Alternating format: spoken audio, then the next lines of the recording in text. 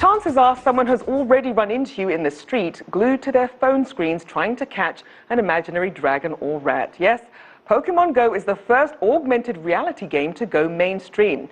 And since its release last week, it's become the biggest mobile game in US history, with more active daily users than Twitter. Karina Huber has more on why it's such a sensation. They may not be as obvious as the game's colorful monsters, but it's not hard to spot a Pokémon Go player. The telltale signs? Phones held in front of their faces as they walk around swiping furiously at their screens. You're only bound to see more of them as the game continues to gain popularity, as it rolls out in other regions. Days after its release, in less than a handful of countries, it attracted more users than Twitter. And those users are spending roughly double the amount of time on Pokémon Go than they are on apps like Snapchat. Gamers say it's highly addictive.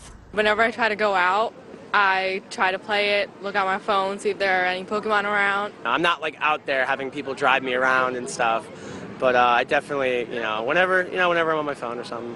One of the fun features of the game is that it encourages you to explore. The more you do, the more Pokemon you get, and the more you interact with other players. For instance, this obelisk in Central Park, known as Cleopatra's Needle, is a so-called gym, or meeting place, where gamers can battle it out against each other. That's why this Pokémon Go player spent part of his Tuesday morning here. Getting a lot of exercise. I've walked probably like 6 miles today walking around Central Park.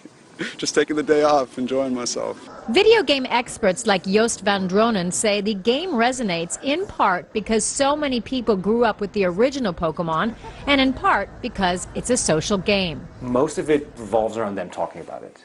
Like the crazy thing that they saw, or where they're going next, or how they can kind of crack it. Like if I ride my bicycle 50 miles an hour, then I can sort of optimize how many Pokeballs I find on my route or whatever.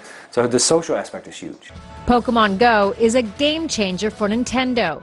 Since the game's release, its share price soared more than 30%. Hunting for little monsters has created a monster hit.